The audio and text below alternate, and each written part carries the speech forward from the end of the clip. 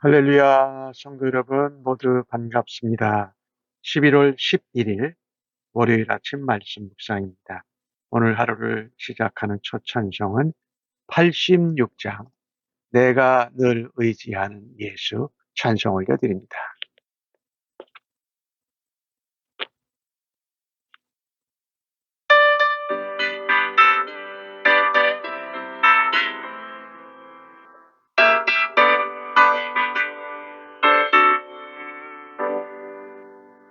내가 늘 의지하는 예수 나의 상처 입은 심령을 불쌍하게 여기서 위로하여 주시니 미쁘신 나의 좋은 친구 내가 의지하는 예수 나의 사모하는 친구 나의 기도들을 응답하여 주시니 미쁘신 나의 좋은 친구 주의 손에 지나고 살 때 나를 위한 자가 없도다 주는 나의 마음을 크게 위로하시니 미쁘신 나의 좋은 친구 내가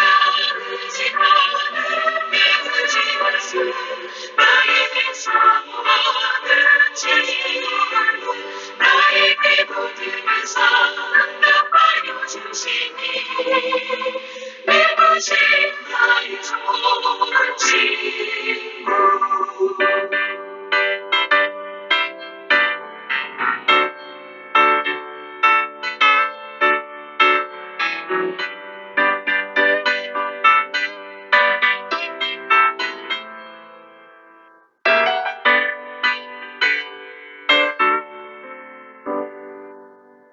내가 요단강 건너가며 마음이 두려워서 떨 때도 주가 인도하시니 어찌 두려워할까 미쁘신 나의 좋은 친구 내가 의지하는 예수 나의 사모하는 친구 나의 기도들에서 응답하여 주시니 미쁘신 나의 좋은 친구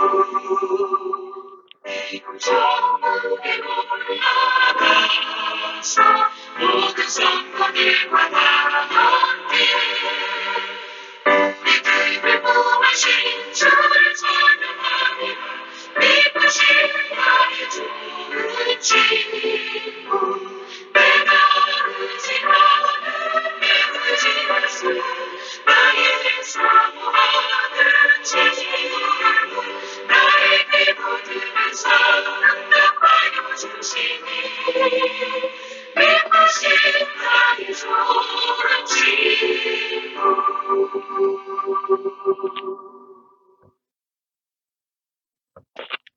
아버지 하나님, 오늘도 새날을 허락하시고 말씀으로 저희들을 만나 주셔서 감사합니다.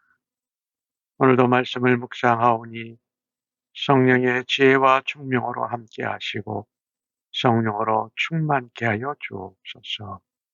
성령의 도우심을 따라 말씀을 깨닫고 주의 길과 주의 음성을 깨달을 수 있는 은혜를 허락하여 주실 줄로 믿습니다. 오늘 하루를 살아가면서도 우리가 항상 의지하고 동행하는 예수님을 따르기를 원합니다.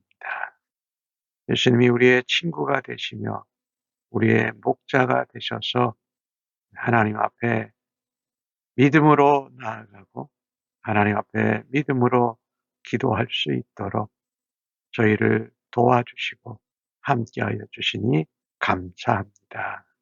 오늘 하루를 온전히 의탁하면서 예수님의 이름으로 기도합니다. 아멘. 이 아침에 저희들에게 주시는 하나님의 말씀은 시편 69편 13절로 28절의 말씀입니다. 함께 성경을 읽으십시다. 여호와여, 나를 반기시는 때에 내가 주께 기도하오니 하나님이여 많은 인자와 구원의 지기로 내게 응답하소서. 나를 수렁에서 건지사 빠지지 말게 하시고 나를 미워하는 자에게서와 깊은 물에서 건지소서. 큰 물이 나를 휩쓸거나 깊음이 나를 삼키지 못하게 하시며 웅덩이가 내 위에 덮쳐 그것의 입을 닫지 못하게 하소서.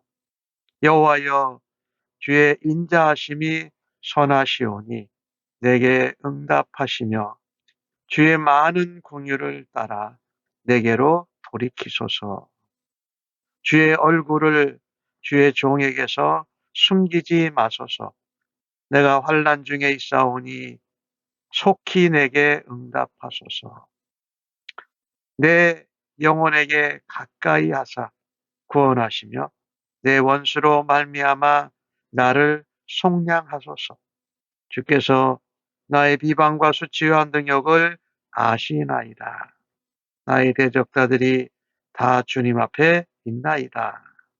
비방이 나의 마음을 상하게 하여 근심이 충만하니 불쌍히 여길 자를 바라나 없고 긍휼히 여길 자를 바라나 찾지 못하였나이다. 그들이 쓸개를 나의 음식물로 주며 목마를 때에 초를 마시게 하여 싸우니 그들의 밥상이 올무가 되게 하시며 그들의 평안이 덫이 되게 하소서. 그들의 눈이 어두워 보지 못하게 하시며 그들의 허리가 항상 떨리게 하소서. 주의 분노를 그들 위에 부으시며 주의 맹렬한 노가 그들에게 미치게 하소서. 거처가 황폐하게 하시며 그들의 장막에 서는 자가 없게 하소서. 무릇 주께서 치신 자를 핍박하며 주께서 상하게 하신 자의 슬픔을 말하였사오니 그들의 죄악에 죄악을 더하사 주의 공의에 들어오지 못하게 하소서. 그들을 생명책에서 지우사 악인들과 함께 기록되지 말게 하소서. 아멘. 다윗의 시편인데 다윗이 얼마나 처지가 궁핍하고 억울하고 힘들었는지를 느끼게 합니다. 오늘 내게 응답하소서, 내게 응답하소서라는 그런 말이 여러 번 나오지요. 수렁에서 또 깊은 물에서 큰 물에서 웅덩이에서 나를 건져 달라고 말하고 있습니다. 즉 말하자면 수렁, 큰 물, 깊은 물 이런 데는 빠지면 헤어나오기 어려운 데지요. 그리고 여기 큰 물에 휩쓸린다라고 할 때는 이 와디 같은 겨울에 오는 비로 인해서 마치 이 굉장히 물살이 센 하천이 돼버리거든요. 거기에 빠지면 목숨을 잃을 수밖에 없습니다. 다윗은 수렁, 웅덩이, 깊은 물, 큰 물을 이렇게 말하면서 자신의 상황이 생명을 위협당할 만큼 심각하다라고 말하고 있습니다. 그 가운데 다윗은 하나님의 인자와 긍휼을 바랍니다. 고난당하고 어찌 할 수 없는 때에 최선의 방책은 하나님의 인자하심과 긍휼을 바라는 것입니다. 실제로 16절에 주의 인자하심이 선하시오니 내게 응답하소서라고 말하고 주의 긍휼을 따라 내게로 돌이키소서라고 기도하고 있습니다. 얼굴을 종에게 숨기지 마소서라고 또 환난 중에 내게 응답하소서라고 말합니다. 다윗은 하나님의 인자와 긍휼하심이 자신의 구원의 근거가 됨을 알았습니다. 자신을 하나님의 종이라고 고백하면서 속히 응답해 주시기를 간구합니다. 나를 볼 때에 나를 속량하소서 이런 말이 있죠. 18절에 내 원수로 말미암아 나를 속량하소서. 그리고 내 영혼에 가까이 하셔서 나를 구원하시고 건져 주옵소서. 18절에 19절에 보면 나의 비방과 수치와 능력을 하나님이 아십니다. 그것을 하는 자들이 다 주님 앞에 있습니다라고 주님께 아뢰는 것이지요. 우리가 믿음 생활하면서 정말 힘들고 어려울 때가 있습니다. 그때는 바로 하나님의 약속을 붙들고 하나님의 인자하심과 긍휼을 믿고 하나님 앞에 기도해야 할 것입니다. 인간적인 방법이나 어떤 힘이나 재물을 의지해서는 안 될 것이지요. 고난의 때일수록 그래서 우리는요, 하나님을 가까이 해야 하는 것입니다. 수치와 모욕을 당할 때에 하나님을 의지하는 것이 바로 믿음의 사람의 성숙된 모습이지요.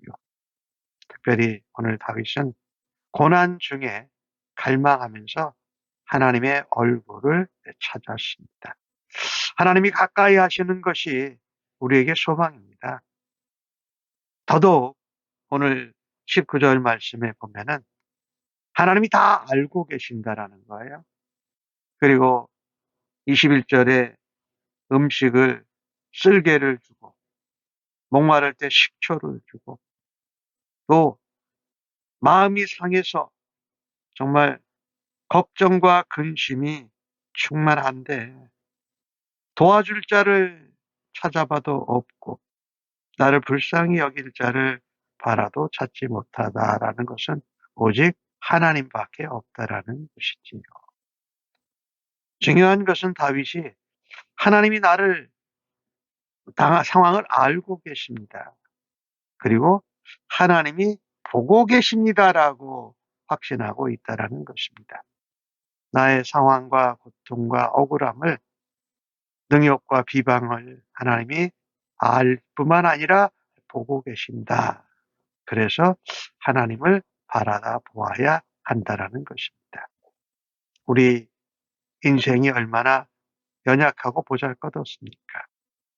그런데 원수와 대적자들 모두 다 하나님 손 안에 들어있다라는 것을 확신합니다. 하나님의 선하심, 인자하심, 긍휼하심을 의지하고 간구해야 할 것입니다. 주의 얼굴을 바라면서 말입니다. 하나님께서 반드시 구원의 은혜를 베풀어 주실 줄로 믿습니다. 우리가 힘들고 어려울 때 하나님이 다 아시고 보고 계시다라고 하면 하나님 앞에 다윗처럼 기도할 수 있습니다. 고난과 비방과 모욕과 억울함을 당해도 하나님이 알고 보고 계시기에 하나님께 기도하는 믿음으로 우리가 살아가기를 간절히 바랍니다. 하나님은 그렇습니다. 의인이 고난당하는 걸 하나님이 그냥 방관하시지 않으세요. 의인이 억울하게 예수님 믿다가 고난당하는 것은 하나님의 뜻과 계획이 있다. 우리의 믿음과 신앙을 연당시키기 위해서 하나님이 허락하신 것이지요. 참 이런 환난과 억울함과 비방 가운데 도와주고 위로해줄 친구가 없는 외로운 상태였습니다. 심적으로 고통이 심했어요. 그런데 그때도 하나님이 우리를 알고 보고 계신다라는 것이 얼마나 힘이 되고 위로와 격려가 되었겠습니까? 자기를 향하여서 이렇게 모욕과 비방과 또 아픔을 주는 사람들이 음식물도 정말 쓰디쓴 독 같은 음식을 주고요. 정말 마실 수 없는 갈증을 해소하지 않는 초를 주었다. 이것을 하면서 악인들이 원수 대적이 다윗을 어떻게 대했는지를 하나님 앞에 그대로 아뢰입니다. 그러면서 하나님 앞에서 그들에게 저주하는 기도를 하는 거예요.